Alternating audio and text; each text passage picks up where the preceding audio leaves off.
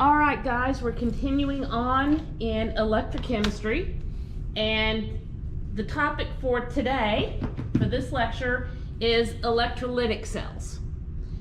Electrolytic cells are going to use electricity to drive a non-spontaneous redox reaction. If you were to calculate the E cell, it would be negative. Electrolytic cells are used to do things like plate out metals. It's the way that we produce sodium for laboratory use because there's no natural occurring sodium as pure sodium in the environment. It's all found in ionic compounds. So we're going to use electrolysis to produce pure elements. Okay? One of the types of electrolysis that we're interested in is electrolysis of molten salts. Now, molten salts you could call liquid salts, molten because they're so hot to get them to liquefy, okay, to go into the liquid phase.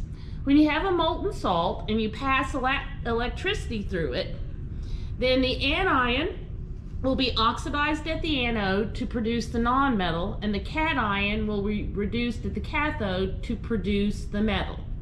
If you have a mixture of molten salts, then the anion that requires the least amount of energy to be converted to the elemental form will be produced, and the cation that requires the least amount of energy to convert to its elemental form will be produced. The ones closest to the hydrogen half cell on the standard half cell table. So let's look at a couple of examples. Okay? Now, let's start really simple, and let's start with sodium chloride molten with electricity going to sodium and chlorine. Sodium solid, chlorine gas. Okay, so the half reactions that we have happening is sodium 1 plus picking up an electron and going to the sodium solid. Two chloride ions picking up two chloride ions becoming chlorine gas and giving up 2 electrons. Now, to balance this out, I'd put a 2 there and a 2 there. So, I'd have to multiply that by 2. I'm not worried about that, but I just wanted to remind you how to balance the chemical equation. Okay? Now, if we wanted to look at the energy that it was going to, if we were going to look at what's going to happen, okay? Our anode, our cathode, power supply. Okay?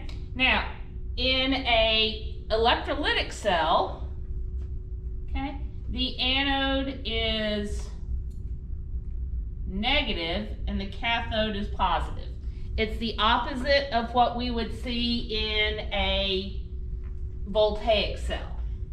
And what's going to happen here is the anion, which is chlorine, is going to be moving toward the anode, okay? Because what it wants to do is it wants to give up electrons and become chlorine gas. And over here at the cathode, the sodium ion wants to pick up an electron and become sodium. Okay? So remember, electrons are moving through the external circuit from anode to cathode, and at the anode, okay, we have oxidation, and at the cathode we have reduction. Now we're going to look at the half cell table, okay, and kind of use it for a minute here. Let me find the half cell table. You guys look there.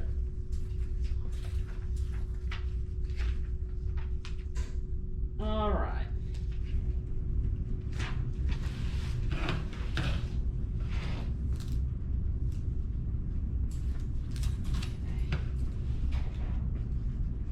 Okay, guys, now, if we look at the half cells,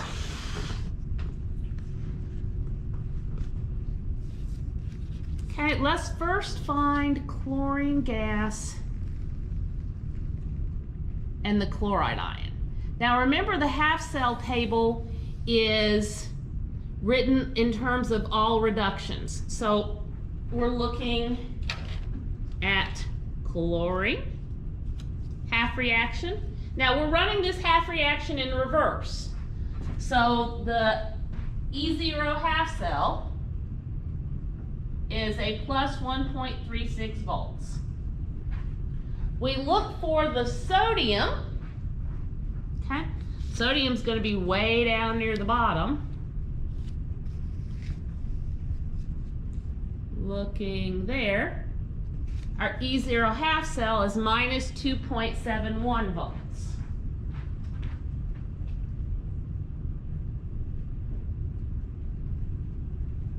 All right, guys. Now,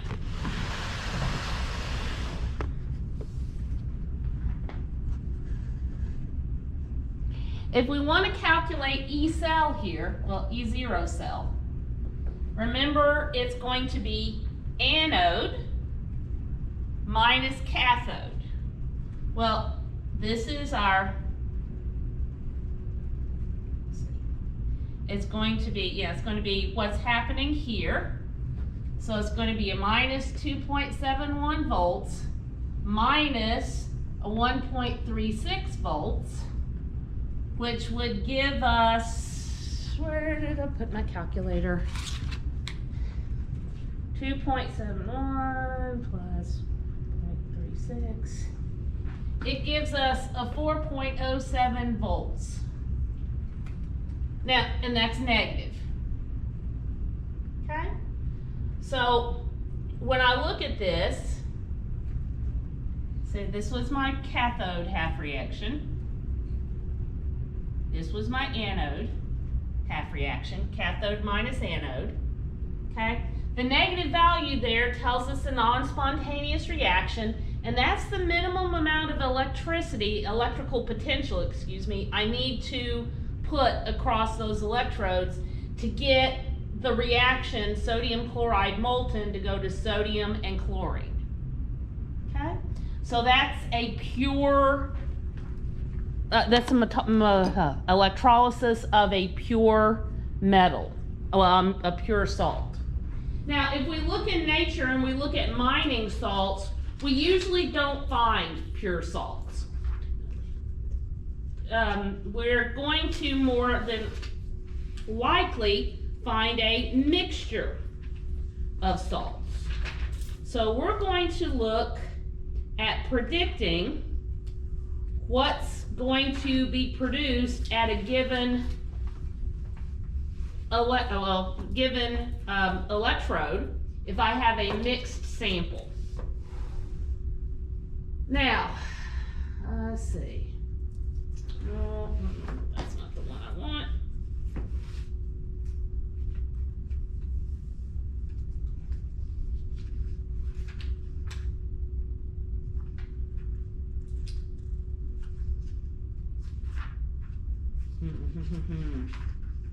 You know, the book doesn't have a real good example of what I want. So, you know what? I'm going to invent, because that's one of the things I like to do. So let's say that we have a mixed sample of salt. Okay, let's say we have sodium chloride and potassium bromide. Okay? And we have a molten mixture.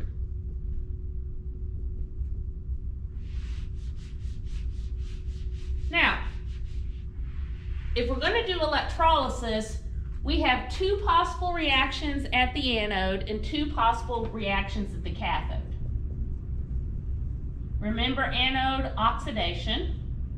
And at the anode, then I either am going to have chloride ions going to chlorine and giving up 2 electrons, or I'm going to have bromide ions becoming bromine and giving up 2 electrons.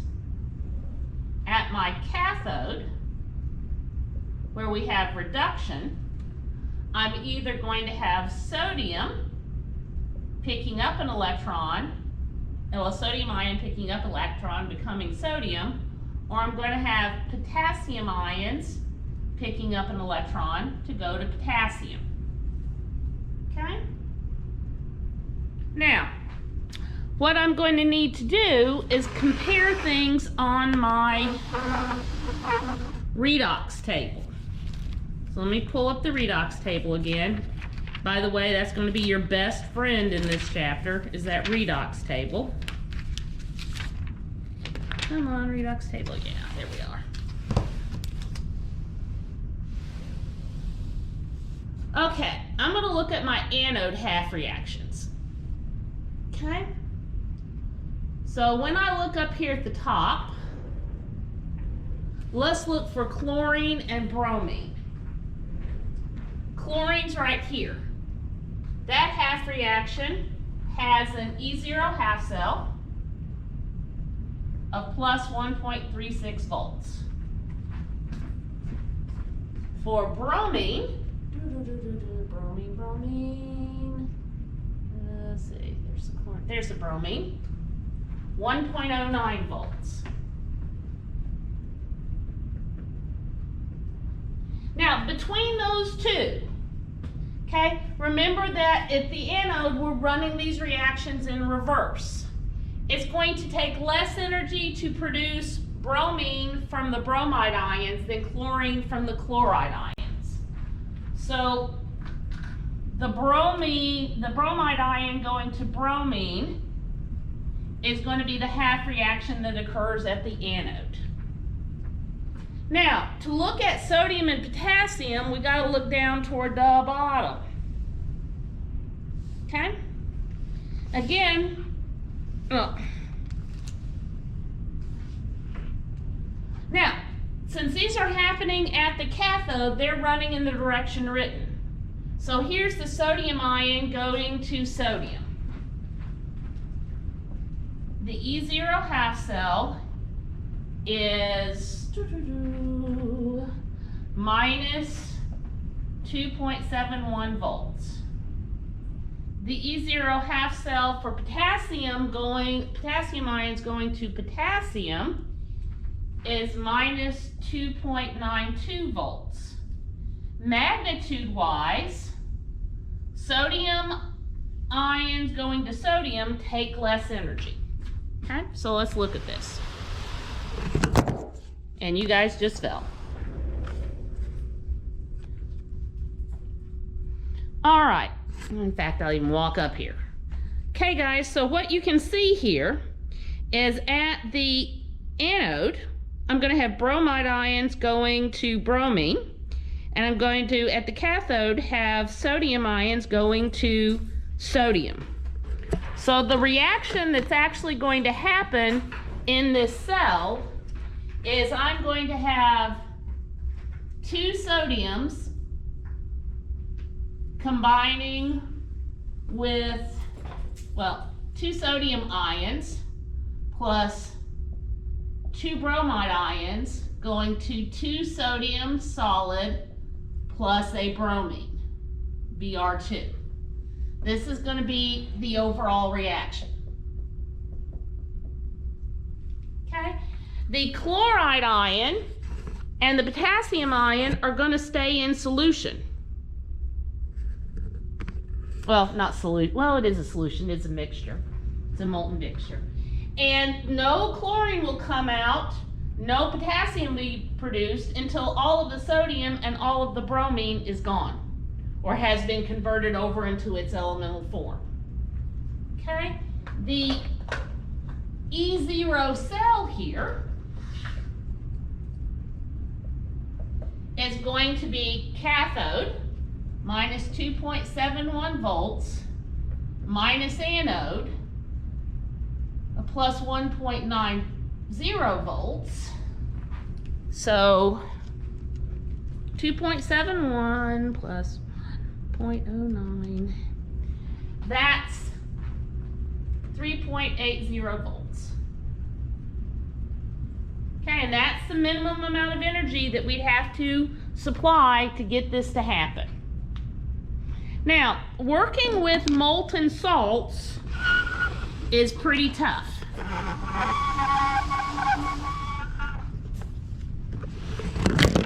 Boy, I'm just dropping the camera all over the place today.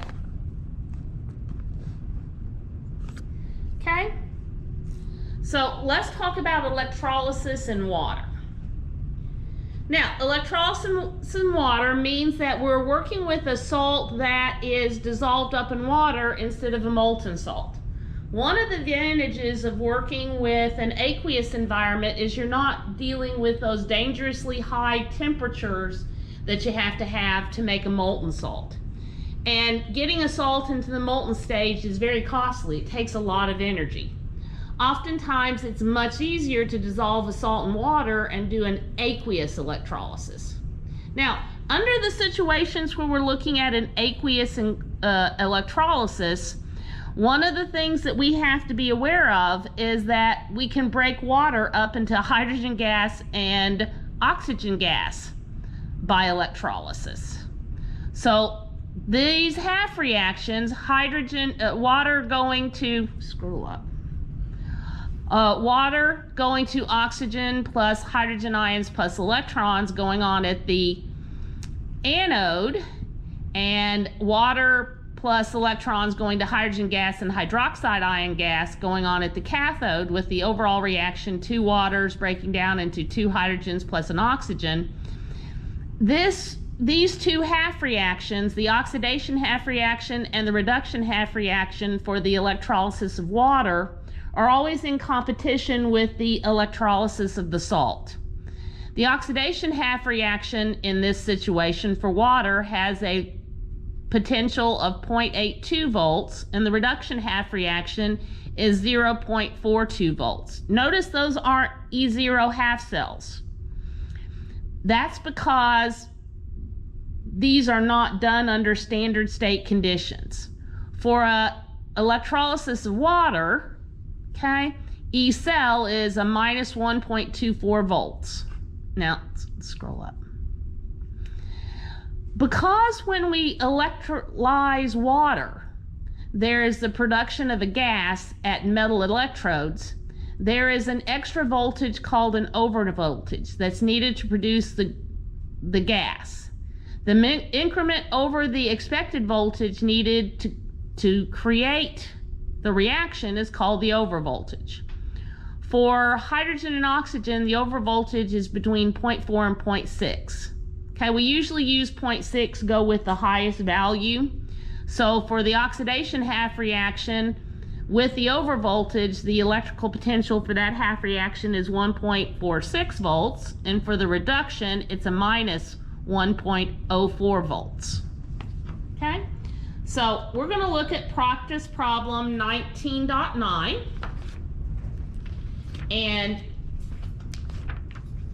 do an electrolysis in water and predict what's going to come out at the reaction sites.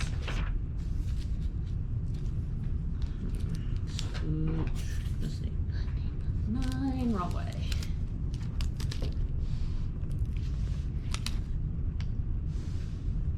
It's 10.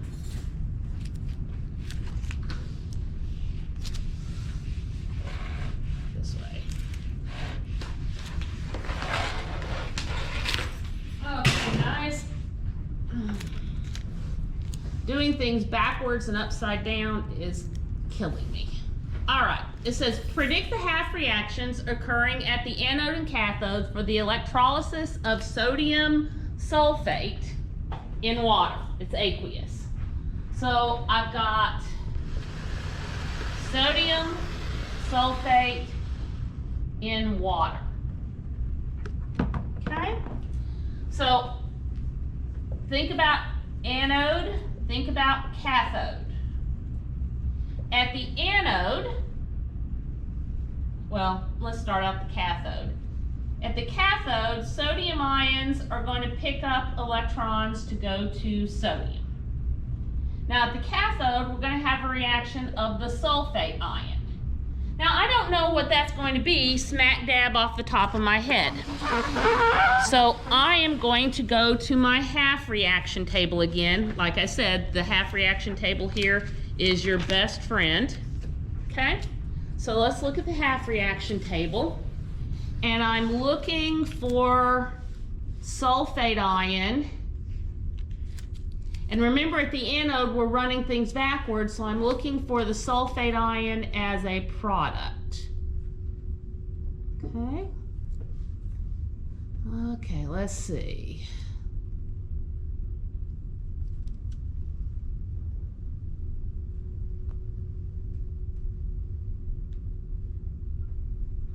I do not see the sulfate ion.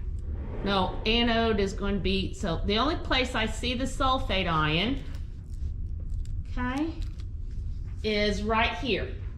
And the anode is where we're seeing oxidation. Anode is where we're seeing, oxidation. So we would want to be running this sucker in reverse. So that one's not going to be the one I'm going to be looking for, because that one's running forward. That's a reduction, that's a cathode half reaction. So let me see if there's a second standard redox table here in the appendix. I didn't miss it, right? Sulfate is a product.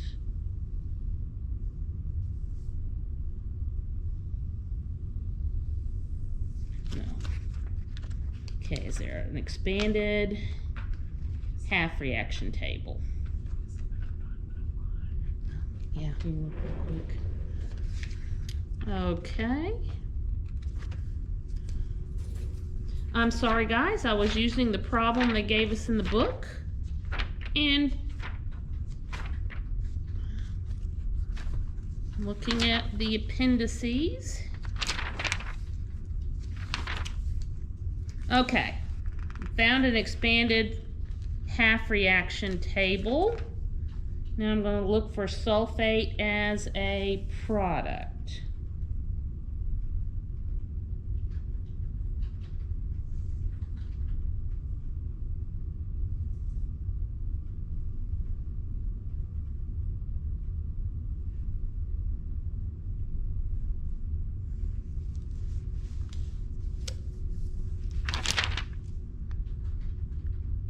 Reactions.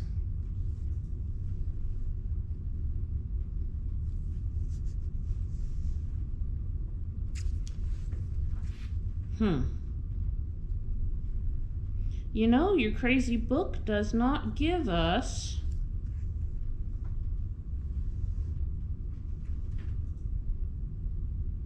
this half reaction. That's not nice. Because cathode is where we're going to pick up. This is cathode is reduction, anode is oxidation. And if I'm looking at this expanded half reaction table, I'm going to be looking at the oxidation, which should be the production of electrons. Since these are all, we're looking for an oxidation, which means this sucker running in reverse. I do not see a reaction.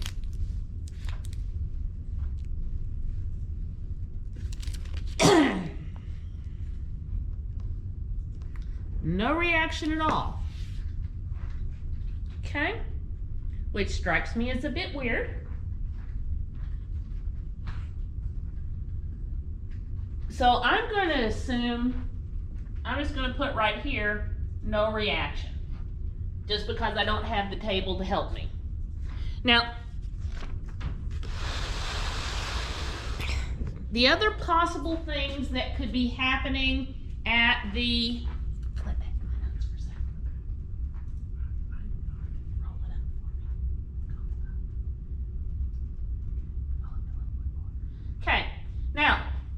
the oxidation half reaction that we can see with water is 2 H2Os plus, well, 2 H2Os going to O2 plus 4 hydrogens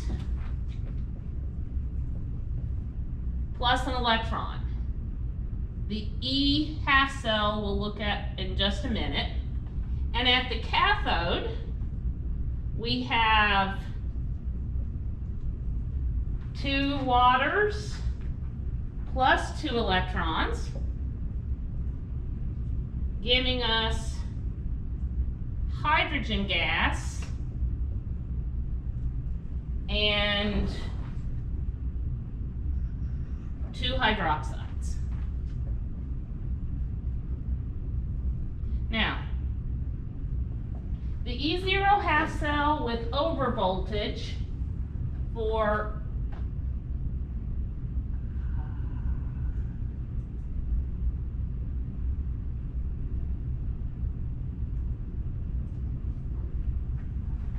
the top one here is 1.46 volts.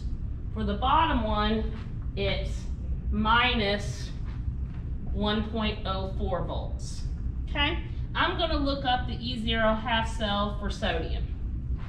When I look up the E0 half cell for sodium, it's minus 2.71 volts. Okay? Now, looking at this, I can say that at the cathode,